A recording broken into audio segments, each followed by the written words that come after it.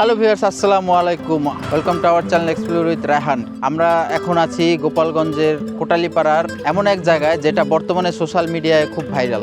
জায়গাটি হলো সাতুরিয়ার বিল। দূর থেকে দেখলে মনে হবে আমরা বাংলাদেশের বিখ্যাত নিকলি হাওর কিংবা টাঙ্গুয়া হাওরের কোনো এক জায়গায় চলে এসেছি। চারিদিকে শুধু পানি, খোলা আকাশ, সবুজ প্রকৃতি আর একটা অন্যরকম শান্ত পরিবেশ। আর সবচেয়ে মজার বিষয় হচ্ছে আজকে আমরা এই জায়গায় এসেছি বরিশালের গৌরনদী থেকে। তাহলে চলুন আজকের ভিডিওতে দেখাই গৌরনদী থেকে সাতুরিয়ার বিলে কিভাবে আসবেন, কত টাকা খরচ হবে, এখানে কি আছে এবং জায়গাটা আসলে কতটা সুন্দর। চলুন শুরু করি আজকের journey. Let's go.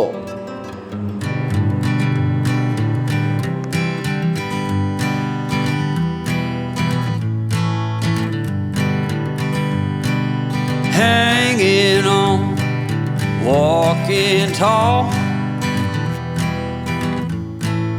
Some days I got no use for it all.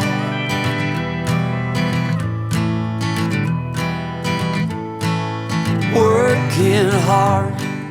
আমাদের যাত্রা শুরু হচ্ছে বরিশালের গৌরনদী থেকে। Some days are bad. Gournadi থেকে কোটালীপাড়ার দিকে যাওয়ার রাস্তা বেশ সুন্দর।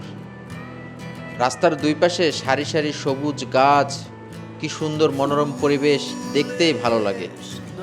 আমরা প্রথমে গৌরনদী থেকে বাইকে করে সরাসরি চলে গেলাম পয়সারহাট। পয়সারহাট থেকে সুয়াগ্রাম আমরা চলে গেলাম সরাসরি এক রাস্তায় সাতুরিয়ার বিলের দিকে। আমাদের মোটরসাইকেল থাকায় আমাদের অন্য কিছু দরকার হয়নি। আমার মোটরসাইকেলে আমি 150 টাকার অকটেন নিয়েছি, এর বেশি প্রয়োজন হবে না। গৌরনদী থেকে মাত্র 27 কিলো।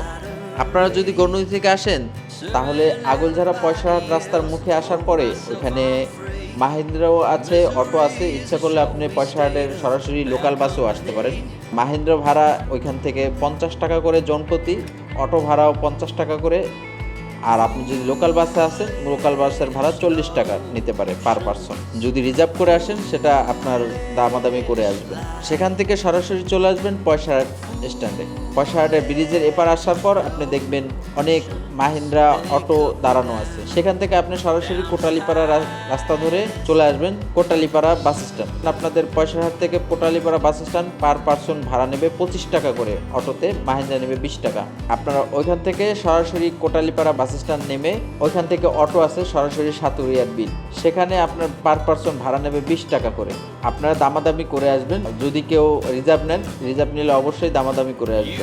আরেকটা কথা, লোকেশনটা নতুন করে ভাইরাল হওয়ায় আগে স্থানীয় মানুষের কাছে জায়গাটার বর্তমান রাস্তা ও নামার পয়েন্টটা নিশ্চিত করে নেওয়া ভালো।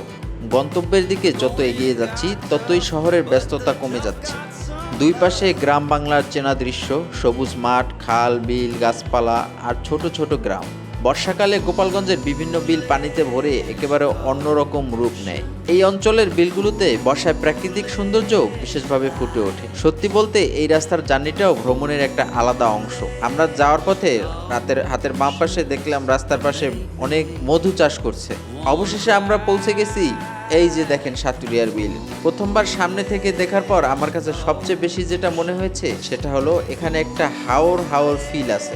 নিকলি হাওর বা টাঙ্গুয়া হাওরে গেলে যেমন চারপাশে বিশাল জলরাশি আর খোলা আকাশ দেখা যায়, এখানেও অনেকটা সেই ধরনের অনুভূতি পাওয়া যায়। চারপাশ এতটাই খোলা যে ক্যামেরায় পুরো দৃশ্যটা ধরতেও কষ্ট হচ্ছে।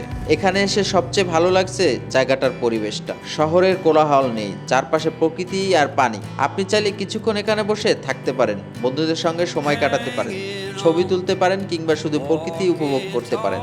তবে জায়গাটাকে সুন্দর রাখতে অবশ্যই যেখানে সেখানে ময়লা ফেলা যাবে না, কারণ সোশ্যাল মিডিয়ার মাধ্যমে জায়গাটা যত বেশি পরিচিত হবে দর্শনার্থীও তত বাড়বে। আর এখানে একটা বিষয় আপনাদের জানিয়ে রাখি, শুক্রবার ও শনিবার এখানে মানুষের আনাগোনা তুলনামূলকভাবে বেশি হয়। তাই আপনি যদি অনেক মানুষের সঙ্গে প্রাণবন্ত পরিবেশ দেখতে চান তাহলে ছুটির দিনে আসতে পারেন। আর যদি একটু নিরিবিলি পরিবেশ চান তাহলে ছুটির দিন বাদ দিয়ে অন্য দিন আসাটাই ভালো। আমরা আজকে এসেছি রোববার, তাই তাই আজকে এখানে মানুষের উপস্থিতি কম, আর ভ্রমণে এসে চা না খেলে ভ্রমণটাই অসম্পূর্ণ। রাস্তার এক পাশে দেখবেন ছোট ছোট চায়ের দোকান, এখানে বসে এক কাপ চা খেতে খেতে বিলের পরিবেশটা উপভোগ করতে পারেন। আমরাও ভাবলাম এত দূর এসে একটা চা না খেলে হয়, এই পরিবেশে বসে এক কাপ চায়ের স্বাদটাই কিন্তু অন্যরকম। এখানে আরো কিছু স্থানীয় খাবারের দোকানও রয়েছে। আমরা আজকে চিকেন ফ্রাই আর এখানে বড়া পিঠা ট্রাই করেছি। হ্যাঁ ভালোই। আপনি খাচ্ছে চিকেন ফ্রাই, আমি গরিব বড়া পিঠা খাই। এটা বরিশালের আঞ্চলিক খাবার আমাদের বড়া পিঠা। এখানে আসলে এ ধরনের পিঠা রাস্তার পাশে অনেক বিক্রি করে, পিঠা বিক্রি করে। এখানে রাস্তার পাশে পেলাম আখের রস, আমরা দুজন 2 গ্লাস আখের রসও খেয়ে নিলাম। আহ কি স্বাদ। এবার আসি সবচেয়ে গুরুত্বপূর্ণ বিষয়, খরচ কত। আমরা আজকে গণুদি থেকে এসেছি, তাই আমাদের আজকের আনুমানিক খরচটা, আসার সময় বাইকে অকটেন ভরলাম 150 টাকার। গণুদি থেকে সাতুরিয়ার বিল মাত্র 27 কিলোমিটার। আপনাদের গাড়ি 1 লিটার তেলে কত কিলোমিটার যায় ওটা হিসাব করে আপনারা তেল ভরবেন। আসার পথে দুজনে 2 গ্লাস আখের রস খেলাম 40 টাকা, দুজনে চা খেলাম 20 টাকা, দুজনে চিকেন ফ্রাই খেলাম 30 টাকা করে 2 পিস 60 টাকা, আমি একটা বড়া পিঠা খেলাম 10 টাকা। অর্থাৎ আজকে আমাদের দুইজনের মোট খরচ 300 টাকা। তবে আপনাদের গাড়ি ভাড়া, খাবারের দাম বা স্থানীয় যানবাহনের ভাড়া সময় ও পরিস্থিতি অনুযায়ী পরিবর্তন হতে পারে।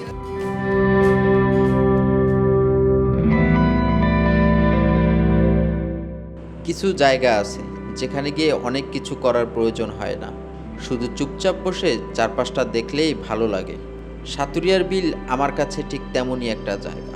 একদিকে পানি, অন্যদিকে সবুজ, মাথার উপরে বিশাল আকাশ, আর তার সঙ্গে গ্রাম বাংলার সেই চিরচেনা পরিবেশ। যারা প্রকৃতি ভালোবাসেন তাদের জন্য জায়গাটা অবশ্যই একবার ঘুরে দেখার মতো। তো বন্ধুরা, আজকের সাতুরিয়া বিল ভ্রমণ এখানেই শেষ করছি। এক্সপ্লোর উইথ রায়হানের সাথে থাকার জন্য আপনাকে ধন্যবাদ। বরিশালের গণুদি থেকে খুব বেশি দূরে না গিয়েও যে এমন একটা সুন্দর জায়গায় এসে হাওরের মতো একটা ফিল পাওয়া যায়, আজকে নিজের চোখে না দেখলে হয়তো বিশ্বাসই করতাম না। আপনারা যদি এই জায়গায় আগে এসে থাকেন কমেন্ট করে জানাবেন আপনাদের কেমন লেগেছে সাতুরিয়ার বিল। আর যারা এখনও আসেননি তারা সময় করে ঘুরে আসতে পারেন। ভিডিওটি ভালো লাগলে একটা লাইক দিয়ে পাশে থাকবেন, চ্যানেলটি সাবস্ক্রাইব করবেন, আর নতুন নতুন ভ্রমণ ভিডিও পেতে সঙ্গে থাকবেন এক্সপ্লোর উইথ রায়হানের। আমি শেখ রায়হান শাওন, দেখা হবে নতুন কোনো গন্তব্যে। ততক্ষণ পর্যন্ত ভালো থাকুন, সুস্থ থাকুন আর ঘুরতে থাকুন। আল্লাহ হাফেজ।